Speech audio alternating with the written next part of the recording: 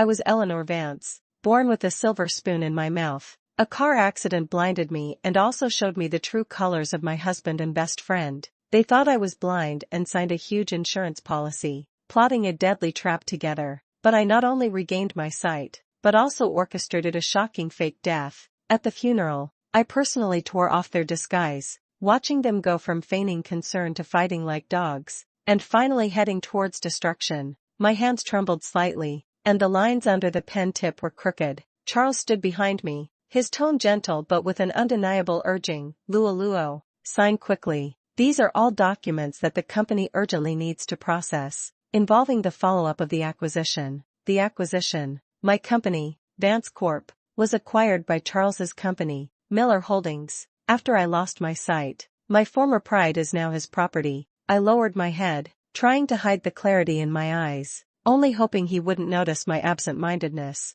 After losing my sight, I always explained my trance as insomnia, and he seemed to have gotten used to it. Okay, I'll sign, I replied in a hoarse voice. He handed me one document after another, and I mechanically signed my English name, Eleanor Vance. Charles's fingertips occasionally touched the back of my hand, with a nauseating consideration. He said, "This is the employee appeasement statement after the acquisition, and it needs to be sent out as soon as possible to stabilize morale." He also said, "This is your living security agreement. In case something happens to me, you can live without worrying about food and clothing." I signed it without hesitation, because I couldn't see, and because I knew that it was not a living security agreement, but a high-value accidental insurance policy with me as the insured. After going blind, I became fragile. Charles took care of me in every possible way. He bought insurance, and I naively thought it was his way of showing love and care for me. After all, a car accident caused me to lose my sight and also drastically changed my temperament, making me sensitive and irritable.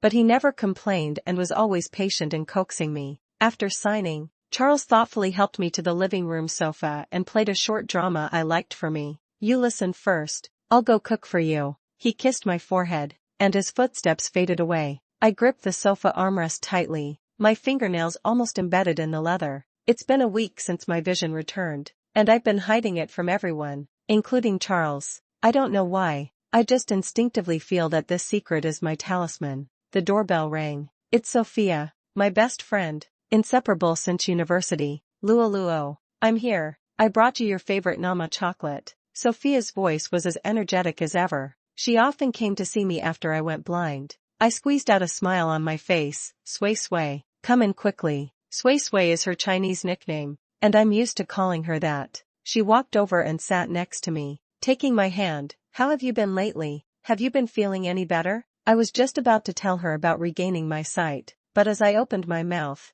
I caught a glimpse of something on her wrist, and my heart sank. It was a silver bracelet with a very special design, customized by Charles with a designer. It had an abstract pattern engraved on it, representing the combination of the first letters of my and Charles's names. He has a matching one himself. The one on Sophia's hand is exactly the same as Charles's. My brain went blank instantly, and Sophia's concerned voice became distant. The same bracelet? Why would she have it? How could Charles give her something like this? A terrible thought exploded in my mind. No, it's impossible. Sophia is my best friend, and Charles is my husband. How could they? Luo, what's wrong? Are you feeling unwell? Sophia's voice, filled with concern, interrupted my thoughts. I forced myself back to reality and squeezed out a smile. "I'm fine, just a little distracted. By the way, I recently heard that there's an old Chinese medicine doctor in the city who is said to be very good at treating difficult and complicated diseases.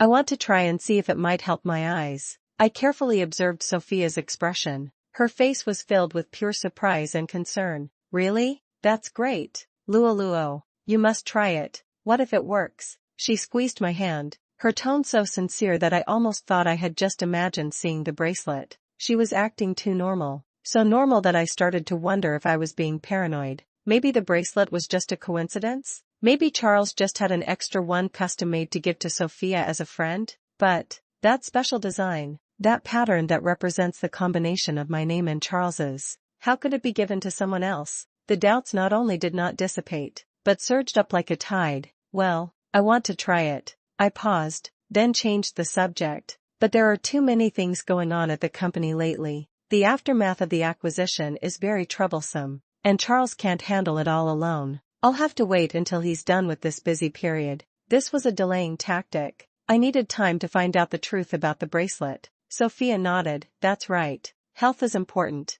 but you can't let Charles work too hard either. You should rest and recover first, and it's the same if you go after he's finished with this busy period. She stood up. I'll go put the Nama chocolate in the refrigerator for you. She went to the kitchen, but a long time passed, so long that the unease in my heart grew stronger and stronger. Faint whispers came from the kitchen from time to time. Although I couldn't hear the content clearly, the atmosphere of whispering was like a needle, pricking my heart again and again. I couldn't sit still any longer. I pretended to fumble as I stood up, making a little noise, and then slowly and cautiously walked towards the kitchen. Every step I took felt like I was walking on the tip of a knife, and my heart was beating so fast it felt like it was about to burst out of my chest. The closer I got to the kitchen, the clearer the whispers became. Then, I heard Sophia's charming laughter, and Charles's deep response. I stopped at the kitchen door, my body stiff. I saw the scene inside. Charles's back was to me, while Sophia was facing my direction. They were hugging tightly and kissing.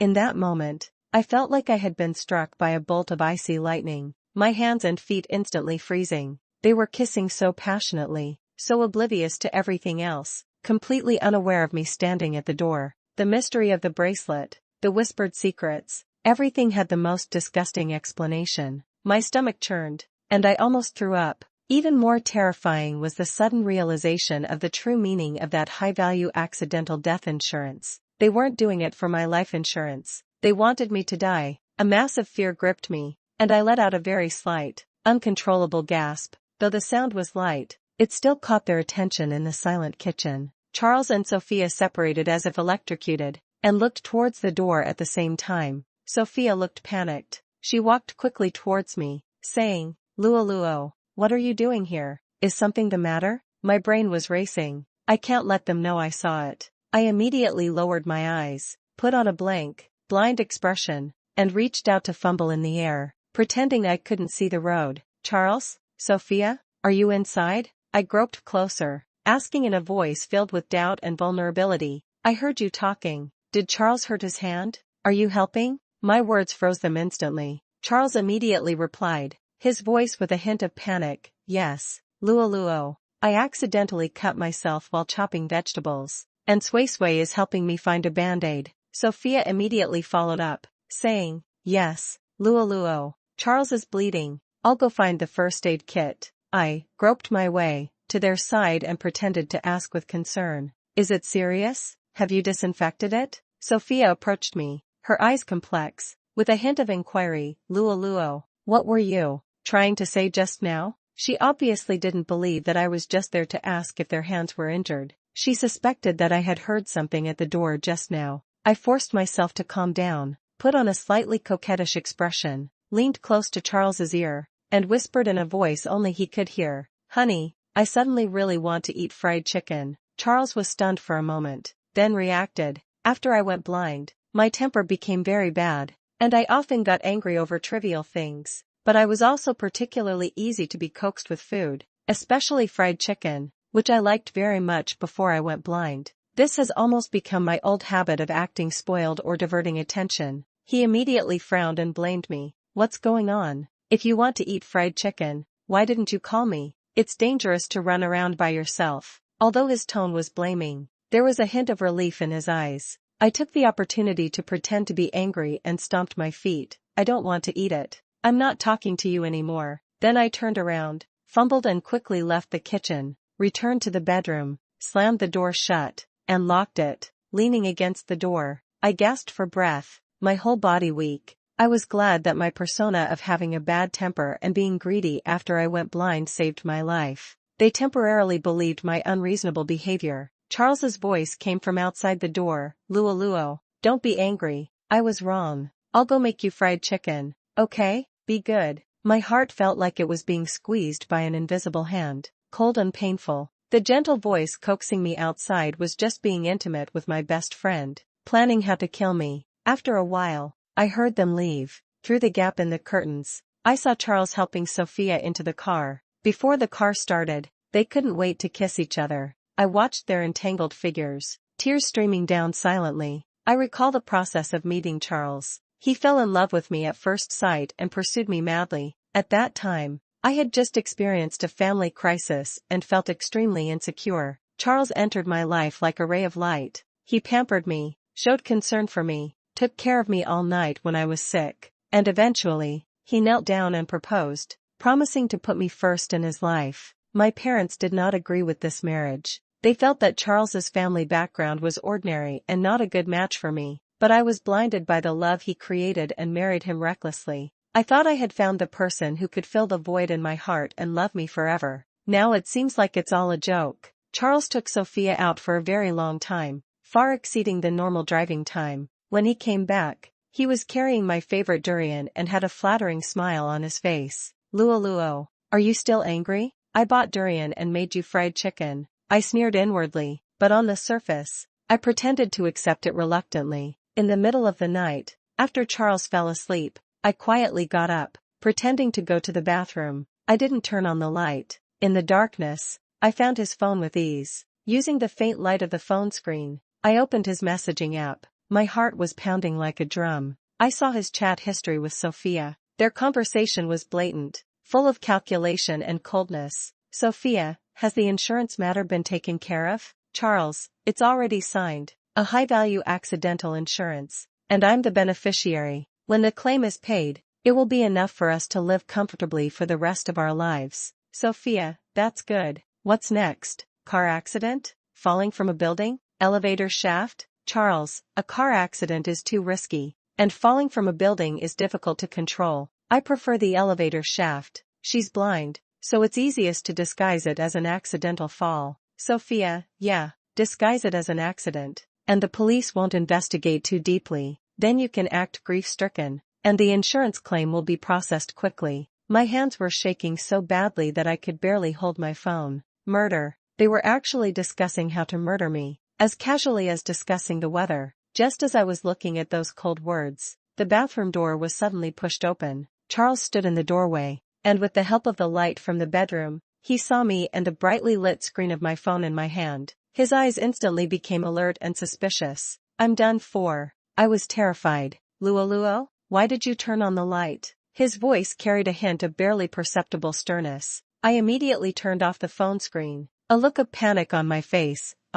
Charles, I am afraid of the dark, afraid of falling when I get up at night, so I turned on the light for a bit. I pretended I couldn't see and groped in the dark, quickly returning to bed. So sleepy, I'll sleep a bit more. I curled up in the blanket, secretly stuffing the phone back under Charles's pillow. Charles didn't come over immediately. He stood at the door for a while. I could feel his gaze on me. He seemed to be weighing the credibility of my words. Then, I heard him go into the bathroom and turn on the light. The light instantly filled the entire room. He stood by the bed, watching the sleeping me. My whole body tensed. I slowed my breathing, trying to maintain the pretense of sleep. He watched for a long time, so long that I thought he had seen through everything. But eventually, he turned off the light and went back to bed. I breathed a long sigh of relief, but the fear in my heart reached its peak. I must act immediately. I can't wait any longer. The next day, Charles was as gentle and considerate to me as usual, as if nothing had happened last night.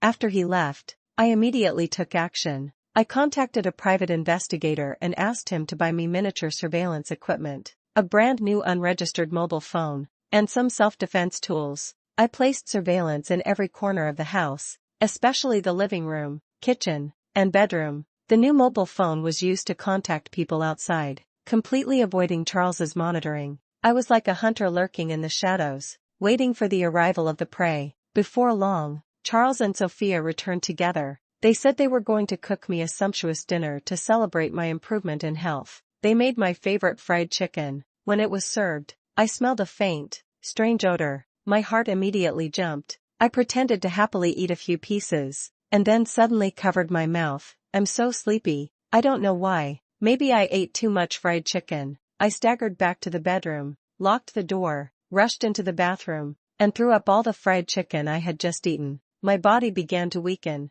and waves of dizziness washed over me. The drug. They really drugged the food. I braced myself and turned on the faucet, splashing cold water on my face, trying to stay awake. However, My body was becoming increasingly unresponsive. I felt a dizzy spell, and then someone picked me up. It was Charles. He carried me on his shoulder, and I could feel him walking towards the door. How is it? Is the effect strong enough? Sophia_'s voice rang in my ear, with a hint of excitement and cruelty. Enough. Completely passed out. Charles_'s voice was low. Then hurry. The elevator shaft. Sophia urged. I was weak all over and could only let them manipulate me. I watched the ground getting farther and farther away as Charles carried me towards the elevator. I heard the elevator doors open, followed by Charles's voice. No, I suddenly thought. If she died from falling from the building, Eleanor's parents would definitely request an autopsy. Moreover, such a large accidental death insurance policy would definitely arouse police suspicion. Then what should we do? Sophia's voice was a little anxious. Let's change the location, Charles said.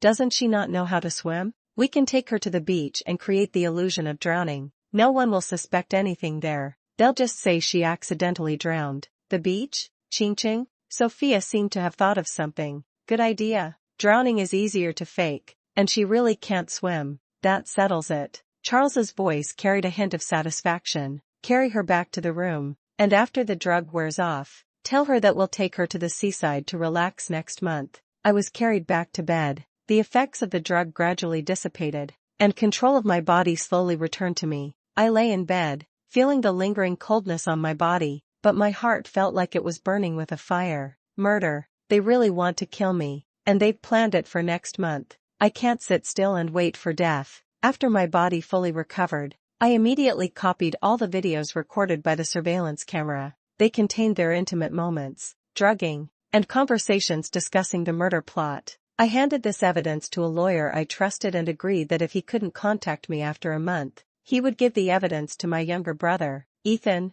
and my parents. A few days later, Charles and Sophia, as planned, suggested to me, Luoluo, on the 17th of next month, shall we take you to Chingching Beach to relax? The scenery there is beautiful, and it's good for your recovery. I pretended to be surprised and touched. Really? That's great. Thank you. I wore a happy smile on my face, but my heart was icy cold. I agreed. Then, I secretly hired a swimming coach. Every day, I would take advantage of Charles's absence to go to the nearby swimming pool and train hard. I not only had to learn to swim but also had to build enough strength to be able to save myself in critical moments. As time passed day by day, the trip to Chingching was getting closer and closer. 2 days before departure, I contacted my brother Ethan. I didn't tell him the whole truth. I just asked him to upgrade the necklace Charles gave me. I installed a miniature recording device inside. Ethan helped me add positioning, distress signal, and waterproof functions.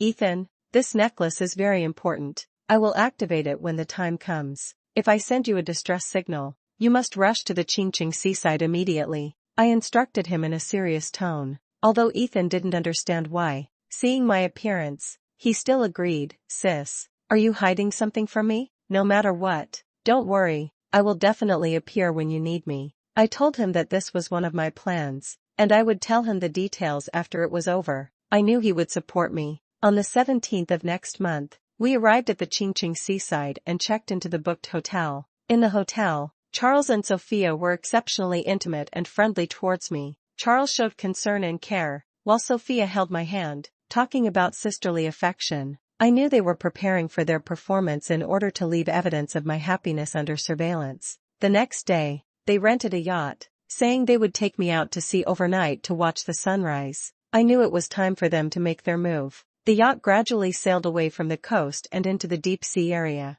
I found an opportunity to secretly dial Ethan's number and then hang up. This was the signal I had agreed upon with him, indicating that I had activated the necklace's positioning and recording functions, and he needed to pay close attention to my location. Night fell, and the sea breeze blew. Sophia pulled me onto the deck. Luoluo, sometimes I really envy you. She looked at me with a complex expression. Having a husband like Charles, and such an enviable family background, I sighed with feigned sadness. What's there to envy? I can't see anything now. The company is gone, and I have a terrible temper. I was performing the blind and weak persona they expected. Charles walked over with seafood barbecue and said with a smile, "Don't say that, Luoluo. You are always the best in my heart." Then, in front of me, Sophia suddenly stood on tiptoe and kissed Charles on the cheek. I felt a wave of nausea, but I couldn't show it on my face. I watched their affectionate behavior as if no one else was around, and my heart was filled with confusion. Charles is not that handsome,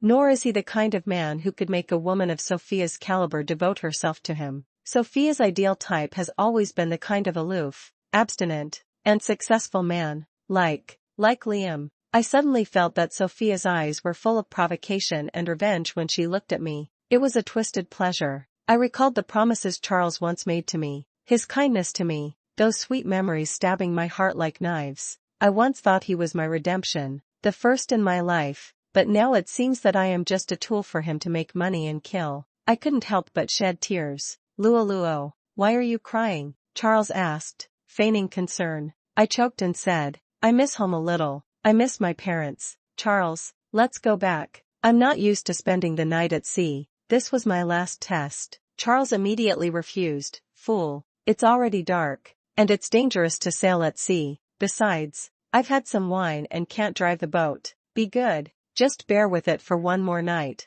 and we'll go back first thing tomorrow morning. His refusal was like the last straw, crushing the last bit of hope in my heart. I completely gave up. Sophia came over and took my hand. Luo, don't be a spoilsport. Come on, have a drink with me. She pulled me to the edge of the deck and handed me a glass of red wine. The sea breeze was strong, and the sound of the waves drowned out our voices. Sophia leaned close to me and whispered, Luo, do you want to know why I'm doing this? I know. She's been waiting for this moment for a long time. She wants to reveal everything herself and watch me despair. I clenched my fists, still maintaining a blank expression on my face, and nodded slightly. Sophia suddenly laughed, the laughter carrying a kind of morbid madness. Because of Liam. Do you remember Liam? Song-yi, he loved you like crazy, but you married Charles. Do you know? He killed himself on your wedding day. My heart trembled. Liam, the boy who silently protected me in college and later went abroad for further studies?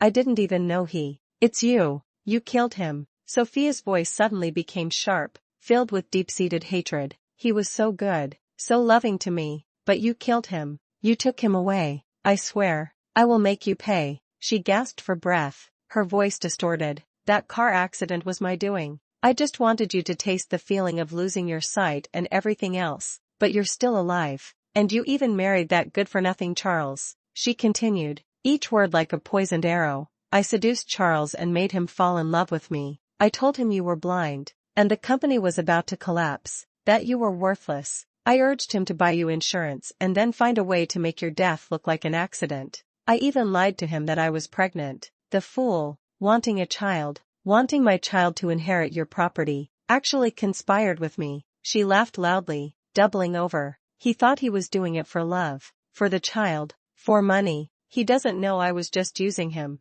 I just wanted you to die. I want you to wish you were dead. I want you to lose everyone you love, just like I lost Liam. My whole body was cold, and I couldn't speak. So that's how it is. So this meticulously planned murder actually stemmed from a relationship I knew nothing about many years ago, from a person's twisted desire for revenge. Now, it should all be over. Sophia suddenly pushed me towards the edge of the deck. Go to hell. Go keep Liam company. Her hand pushed hard on my back. I lost my balance, screamed, and plunged into the icy sea. The moment I fell into the sea, I immediately activated the distress signal on my necklace. The icy seawater enveloped me. I pretended to struggle in the water, cried for help, and then quickly submerged, swimming in a direction Sophia couldn't see. I tried my best to activate the distress signal on the necklace underwater. At the same time, relying on the training of this month, I struggled to swim away. I can't let them see that I can swim. I must disappear and pretend to be drowned. I persevered underwater for a long time until my lungs were about to explode before I suddenly burst out of the water, gasping for breath. In the distance, I saw Charles and Sophia on the yacht. They seemed to be frantically searching for me. Sis, a voice rang out not far away. I looked in the direction of the sound, and a speedboat was speeding towards me. It's Ethan. He jumped off the speedboat and pulled me up. I was soaking wet and shivering, but my eyes gleamed with revenge. Sis, are you okay? Ethan asked anxiously. I hugged him, my voice hoarse but firm. Ethan, I'm fine, but I need you to do something for me. I want everyone to think I'm dead. I told Ethan my plan. I want Charles and Sophia to think they succeeded, and at my funeral, I'm going to give them a surprise they'll never forget. Ethan was shocked, but he ultimately chose to believe me and agreed to cooperate, keeping it a secret from our parents for the time being. The funeral was held as scheduled. Charles, dressed in a black suit, stood in front of my portrait, crying bitterly. He performed with great emotion, wiping away tears while expressing his longing and self-blame, as if he were the most affectionate husband in the world. Sophia was also next to him, covering her mouth, her shoulders trembling, cooperating with the tears. My parents didn't know the truth. They thought I really drowned accidentally and were heartbroken. My mother cried almost to the point of fainting. She pointed at Charles and desperately questioned why he hadn't protected me. Charles immediately knelt down, confessing with tears and snot streaming down his face, "Mom, it's all my fault. It's my fault for not taking good care of Luoluo. I deserve to die. I'm willing to trade my life for Luoluo to come back." I hid in a room not far from the funeral site, watching everything through the hidden cameras Ethan had set up, watching my parents' heartbreaking cries, watching Charles and Sophia's clumsy performances. My heart ached as if it were being torn apart, but I knew that in order to bring these evildoers to justice, I had to endure it. The memorial service began. Charles, as my husband, was the first to take the stage to deliver a eulogy. He stood on the stage, choking with sobs, and said, "Luoluo, my wife, my love, I can't accept the fact that you're gone. I wish this was all just a dream. If I could, I would really give my life to bring you back." As soon as he finished speaking, the doors to the hall were pushed open. All eyes were focused on the past. I was wearing a long white dress, with delicate makeup, standing at the door. My eyes were bright and full of life, without a trace of blindness. I looked at Charles on the stage, who was so shocked that his face turned pale, and at Sophia, who instantly froze beside him, with a cold smile on my face. "Charles, you wanted to trade your life to get me back?" My voice echoed clearly in the hall. "No need, I'm back." The whole place was silent. Everyone looked at me as if they had seen a ghost. My parents were trembling with excitement, rushing over to touch my face, confirming that I wasn't a hallucination. "Luoluo, my daughter, your eyes," Mother cried. I nodded. "Mom, my eyes are healed. I can see." Charles's face was as white as a sheet, and he stammered in defense, "Luoluo, you weren't. How is it possible?" Sophia also came back to her senses. Her eyes were full of disbelief and horror, but she quickly reacted and screamed, "How is it possible? You were clearly blind. You tricked us." "I tricked you?" I sneered. "You're the ones who tricked me, trying to kill me, right?" Ethan started the big screen at the right time. Videos and recordings began to play on the screen. First, there's the scene of Charles and Sophia being intimate at my house. Then, there's the conversation they had in the kitchen discussing drugging. Following that, there's the recording of them plotting the elevator shaft and drowning plan outside the bedroom. Finally, there's the recording from the yacht where Sophia personally admits everything and reveals her twisted motive for revenge. The evidence is conclusive, every word piercing the heart. Charles swayed, trying to argue, "No, it's not true. It's fabricated." Sophia's expression became ferocious. She knew there was no point in pretending anymore, so she simply admitted, "That's right. She regained her sight long ago. She's been deceiving us all along." Charles suddenly looked at Sophia, his eyes fierce. He rushed over and grabbed Sophia's neck, roaring, "You bitch, didn't you say you were pregnant? You lied to me. You tricked me into killing someone. You dare say she regained her sight a long time ago? You've ruined me." He choked Sophia until she couldn't breathe, revealing his most real and sordid side. "If he can't have it, he will destroy it. If he can't get my money and company, he will kill me and Sophia." Just then, the police rushed into the hall. I had called them in advance. Sophia struggled desperately and broke free from Charles's grasp. Her eyes flickered with despair and madness. She suddenly pulled a sharp knife from her skirt and plunged it into Charles's abdomen. "Ah!" Charles screamed,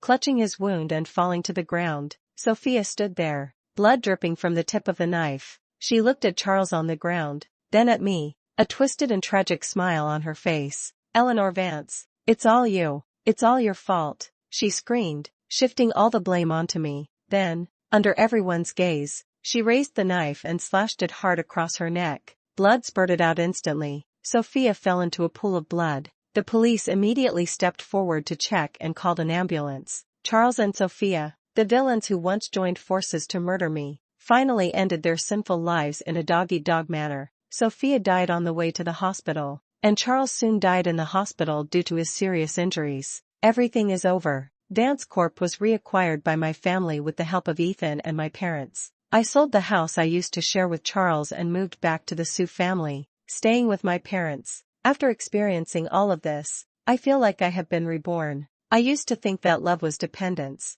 a way to fill the emptiness in my heart. I once desperately grabbed at Charles like a straw, thinking he would be my eternal safe harbor. Facts have proved how dangerous and foolish it is to completely entrust one's life and happiness to others. I learned to love myself and to be independent. The car accident blinded me, but it also allowed me to see the ugliest side of people's hearts. And this revenge allowed me to find myself and regain my strength. I am no longer the Eleanor Vance who needs to be saved. I am the Eleanor reborn from the ashes, reconciling with my past self and embracing a new life.